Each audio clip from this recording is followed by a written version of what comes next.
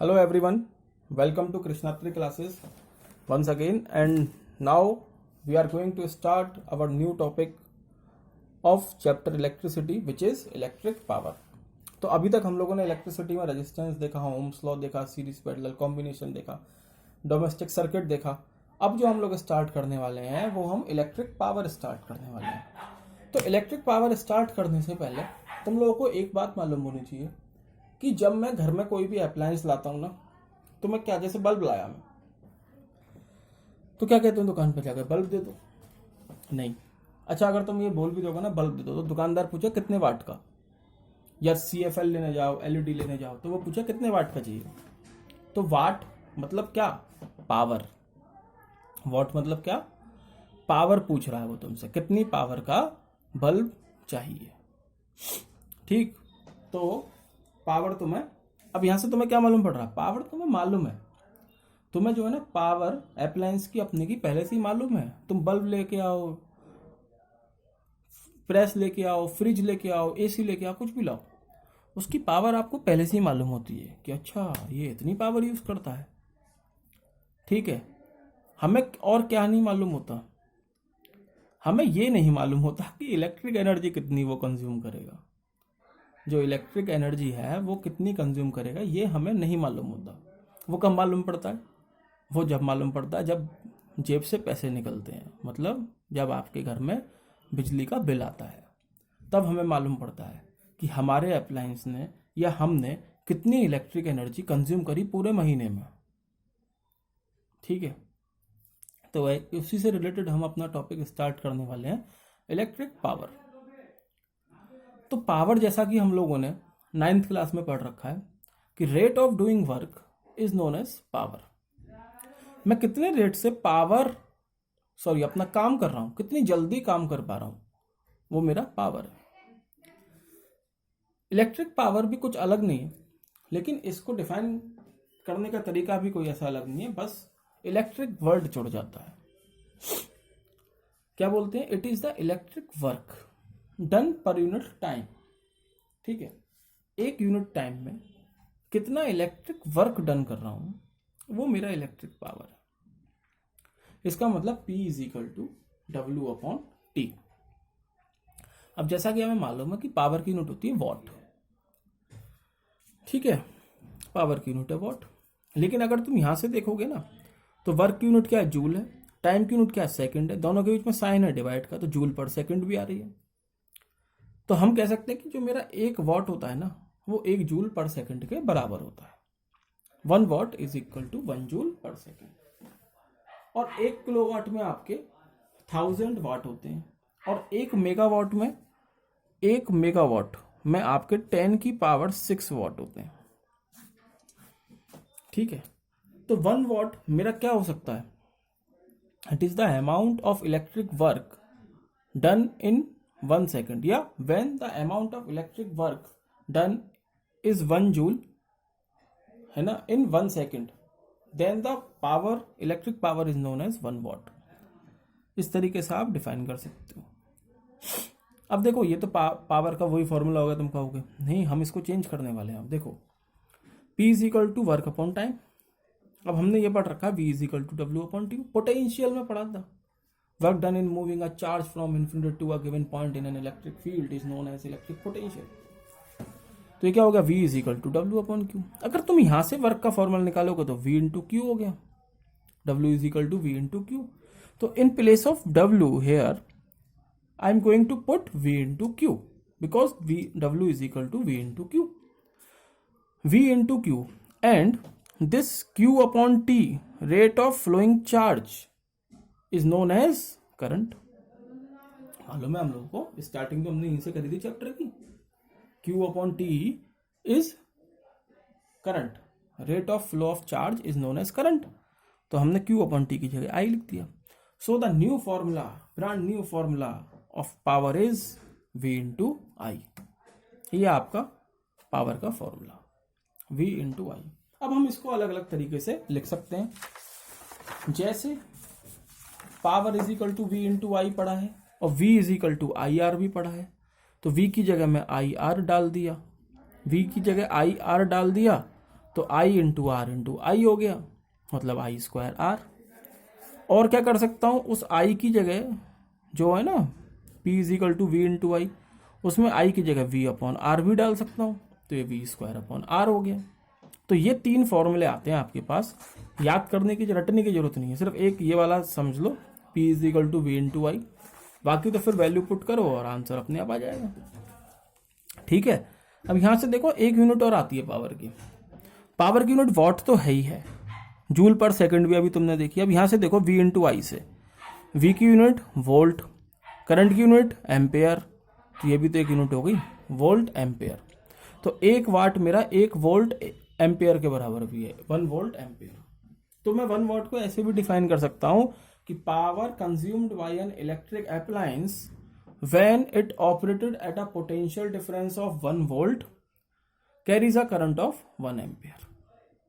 तो मेरा 1 वॉट क्या है, वो पावर है अप्लायंस की जो वो तब कंज्यूम करता है जब उस पर पोटेंशियल डिफरेंस 1 वोल्ट का हो और करंट भी 1 एम्पियर का हो।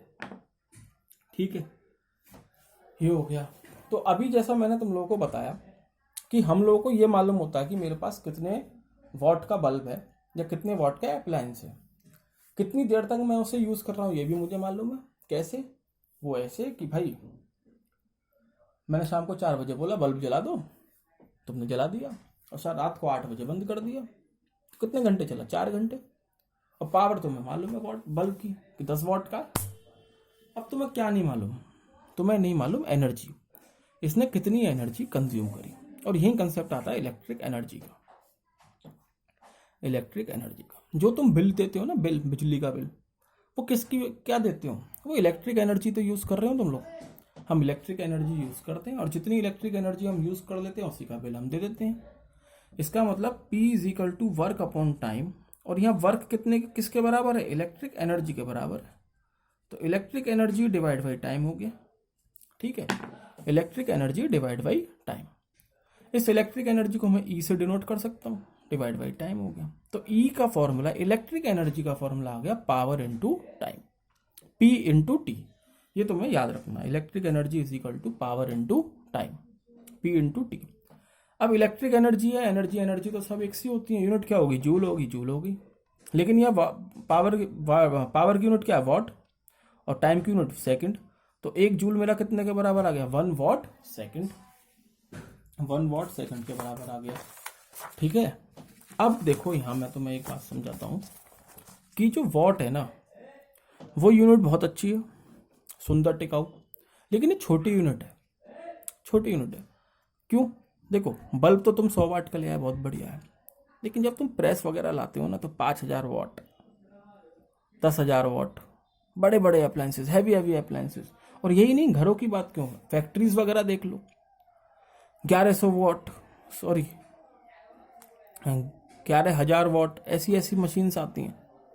तो हमें क्या चाहिए, हमें एक बड़ी यूनिट चाहिए। हम यार इतनी उसमें डील क्यों करें, हम एक बड़ी यूनिट बना लेते हैं ना। तो हमने यूनिट बना ली किलोवाट,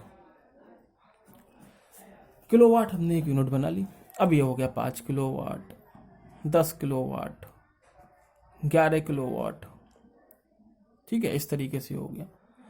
ठीक है, किलोवाट हमने एक बड़ी यूनिट बना ली पावर की, 1 किलोवाट में 1000 वाट होते हैं। ठीक है, अब दूसरी चीज ये कि कोई फैक्ट्री है, सुबह 10 बजे चालू हो गई, शाम को 6 बजे तक, 8 बजे तक 6 बजे तक चल रही है, पूरा 8 घंटा चल रही है। ठीक है, अब तुम जो यहाँ कैलकुलेशन कर रहे हो ना, वॉट सेकंड, सेकंड में कर रहे हो यार, मतलब ऐसे 8 घंटा मतलब 8 इंटू 3600 सेकेंड, क्या बोलोगे, 0 0 और 4, 28,800 सेकंड तक काम हुआ। तो इतनी बड़ी यूनिट में डील क्यों करना है, मतलब इतनी छोटी यूनिट में डील क्यों करना है, सेकंड में क्यों डील करना है। तुम सीधे 8 घंटे नहीं बोल सकते हो कि 8 घंटे फैक्ट्री ने काम करा, 8 घंटे फैक्ट्री ने काम करा। तो जो वॉट सेकंड है ना, इसी को मैं कन्वर्ट कर दिया बड़ी यूनिट में, किसमें, किलोवाट आवर में। किलोवाट आवर में कितने किलोवाट का अप्लायंस कितने घंटे चला, सेकंड नहीं, सेकंड छोटा पड़ जाता। तुम बल्ब भी देख लो अपने घर का, शाम को 6 बजे जला दोगे, रात को 10 बजे बंद करोगे, 4 घंटे बोलो ना, सीधे सेकंड में क्यों डील करना है। तो किलोवाट आवर बोलते हैं हम। और यही जो यूनिट होती है ना किलोवाट आवर, इसी को हम बोलते हैं commercial unit of electric energy. Commercial unit of electric energy का मतलब है कि जो बिल घर पे आ रहा है उसमें जो 1 यूनिट 2 यूनिट के नाम से बिल आता है ना कि आपने कितने यूनिट आया, 100 यूनिट आ गया मान लो, या 50 यूनिट बिल आया, तो जो यूनिट होती है ना यूनिट, ये यूनिट का मतलब ही किलोवाट आवर होता है। 1 unit is equal to kilowatt hour होती है।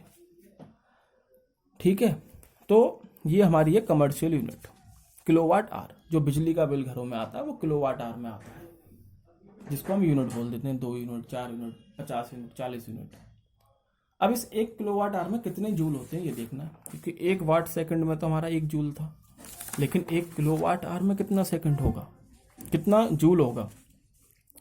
तो देखो 1 किलोवाट में, किलोवाट है ना 1000 वाट होते हैं, और 1 आवर में 3600 सेकंड होती हैं।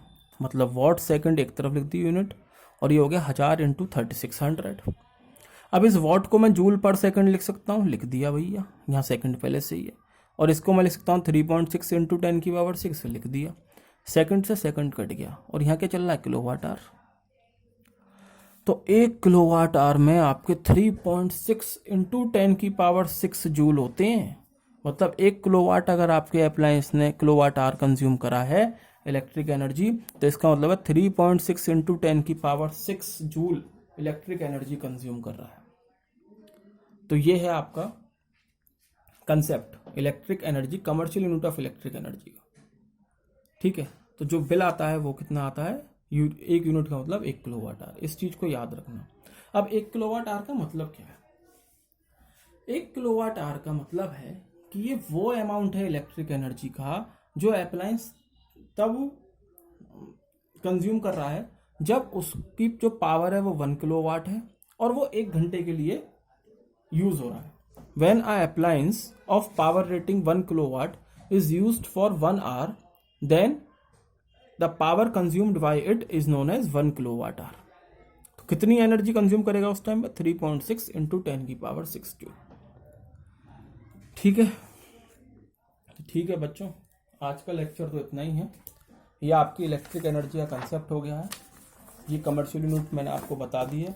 अभी आज हमने सिर्फ इसकी थ्योरी देखी है, थोड़ा समझाने की कोशिश करिए, फील देने की कोशिश करिए क्या होता है कमर्शियल यूनिट, किस तरीके से आप उसको फील कर सकते हो, कहाँ देख सकते हो अपने आसपास।